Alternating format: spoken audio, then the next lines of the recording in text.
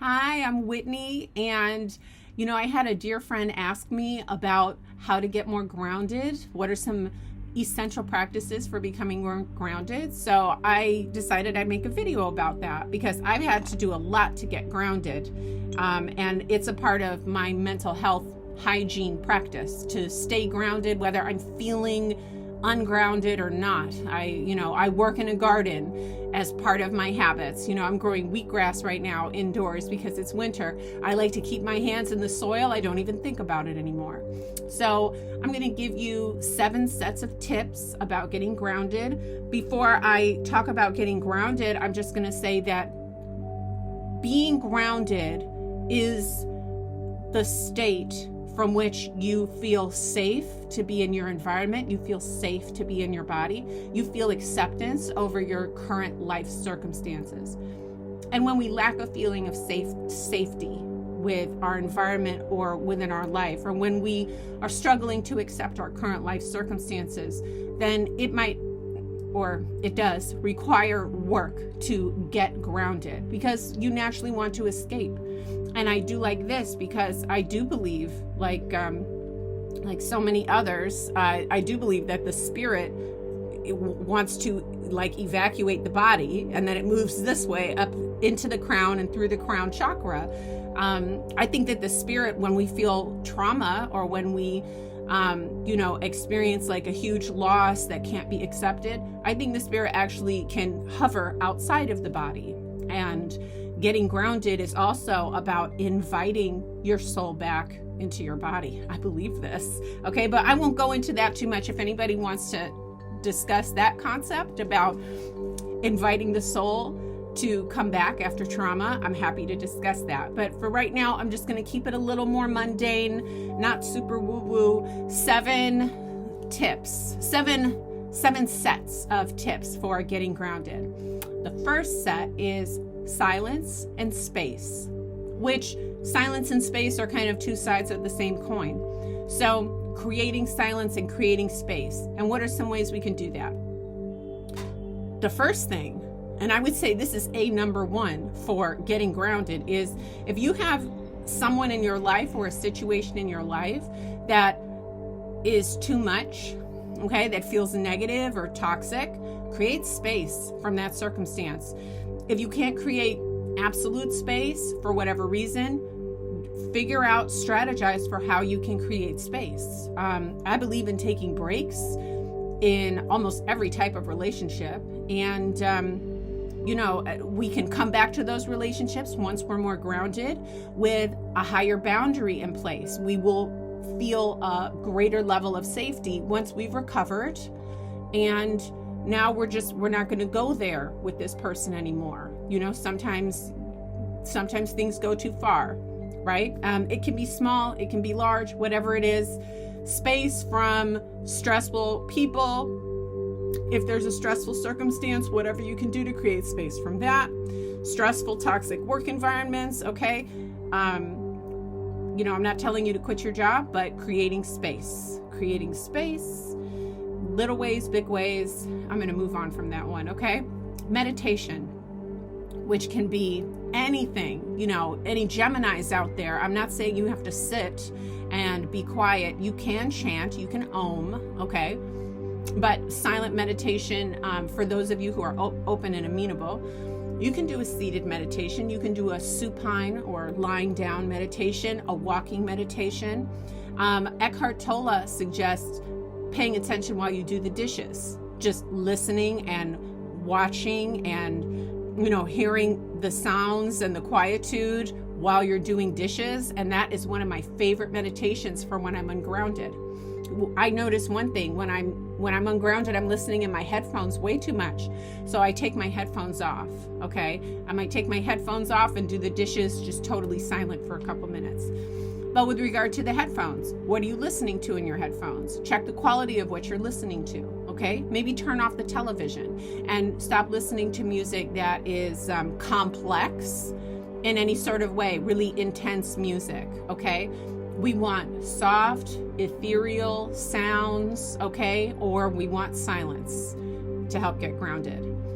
Creating space through cleaning and organizing your home. That one is also one of the most powerful ways to get grounded. So silence and space, okay? Internal space, sonic space, physical space. Clear out your home and create more physical space in the place that you live. All right. Now sound, and I mentioned sound bowls.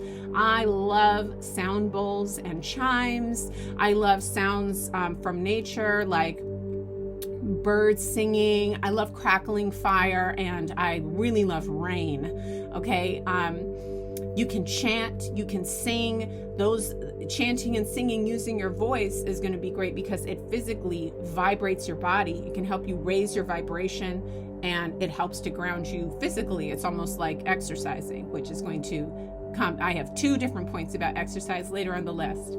Okay, so rushing water, calm tones, any kind of music that is simple and calming. All right, next, smells, right? Smells can be very powerful to help you want to be here now. And that's what grounding is. We want to be present, okay? So, essential oils are great. I love lavender and eucalyptus. I love rosemary, and I actually really love cypress and other woodsy smells to help for grounding. Okay, lighting incense or candles, which is also a visual way to help ground. Food, whole foods, okay? Wholesome meals, delicious, fragrant meals, all right? And then while I'm mentioning food, I've heard that like meat can be grounding, but let's put that to the side. I think that's debatable, okay? But water, hydrating, and fresh fruits and vegetables are grounding. Some people suggest doing root vegetables to ground. In my own experience, I haven't really noticed that root vegetables help so much, or maybe I'm just not a big fan of root vegetables. But for me, like leafy greens and berries, celery. I love celery, actually. So celery, that's a root vegetable, isn't it? These all help with grounding, helping you be present. It helps to clear, the dross, the stuff that's inside, helps to clear it out and help you to feel good physiologically in being present. Okay. And then of course, smells, getting outside in a place that smells beautiful, gardens, if you can make it to, walk on, like a beach, that might be your smell. That might not be your smell. Forest, getting that earth smell, getting a smell from a flower. I mean, these are wonderful things. Water. I love a bath for grounding. Okay. A bath when I'm really ungrounded might be my favorite thing to do. And I do all kinds of stuff for the bath. I ring a bell over the water and I declare my intention to become grounded. I declare my intention and I impress the water with positive vibrations by, declaring positive things. And I put smells, good smells in the water, lavender oil. Anyway, yeah, baths are a great way to get grounded. Setting the water so that it's just right for you. It helps you feel so nourished and well taken care of. And that's a great sensation to cultivate, to help you feel safe and help you want to be embodied. Okay, that's what we're trying to do. Swimming I know helps a lot of people get grounded. I probably should do it more. So, if you're a water person, then water. And of course, drinking water. And I love to drink my vegetable juices, which are very high water content. Switching from coffee to tea can help, okay? Or switching from tea to hot water with lemon, okay? Increasing water can help a lot with the clarity that helps you ground, helps you feel gratitude for just being alive, okay? Earth, all right? So hands and feet in the soil, like actually grounding, all right? That's what it's called. Gardening, working with plants. You can work with house plants. A lot of people are into putting feet in the ground and, I guess it's like, I have a kid, maybe I'm just, too worried about the mess. So I'm like, no, I'm not doing that. I do like walking on the beach. for grounding. But I love to put my hands in the dirt, and I try to make sure that I put my hands in the dirt, especially if I'm having a stressful day.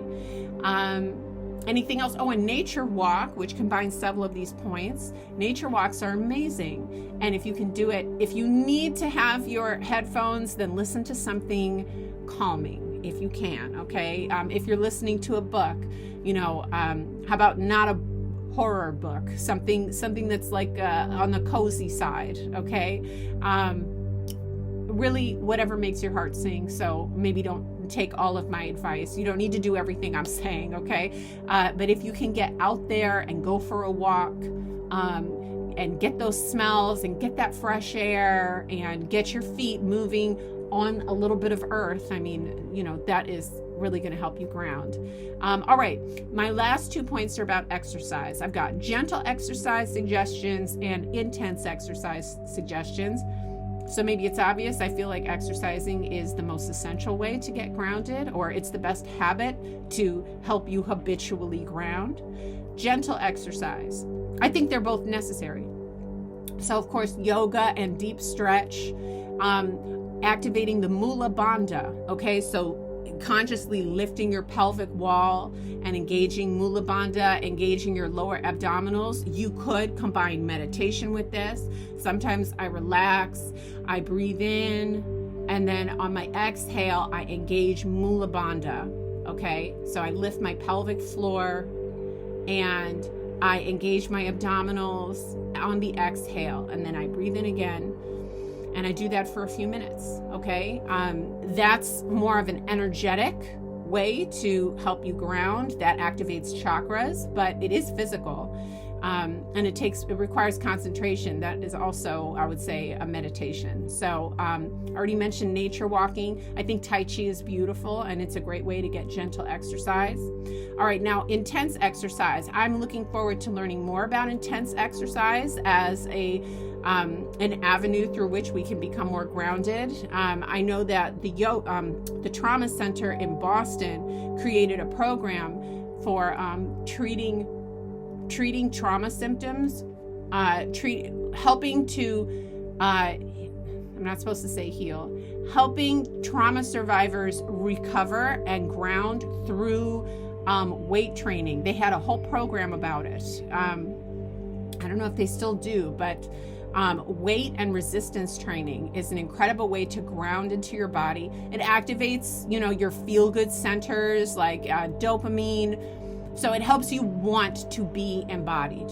These things that we can do to take care of our body are a huge part of being grounded, because when we're not taking care of our body, when we're not activating dopamine centers and serotonin and all of this, oxytocin, get a good cuddle if you can, a good snuggle. If you're blessed to be able to snuggle with someone that you love, could be a pet, okay? You want to release these chemicals in your body, and if you do it habitually, you will feel better. You might feel a lot better right away if you just make a point of adding this into your life.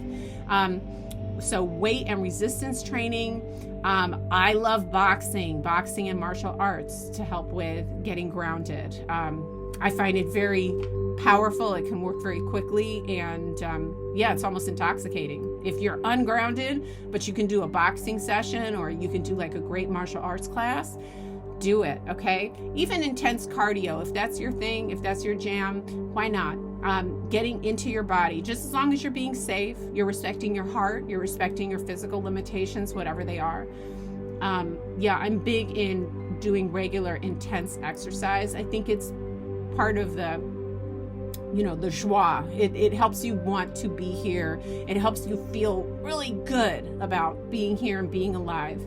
So anyway, those are 7 categories. What are they again? Silence and space, sound, smells, water, earth, gentle exercise, and intense exercise. These are my go-tos for getting grounded, increasing grounding, staying grounded, and I hope this helps. Take care.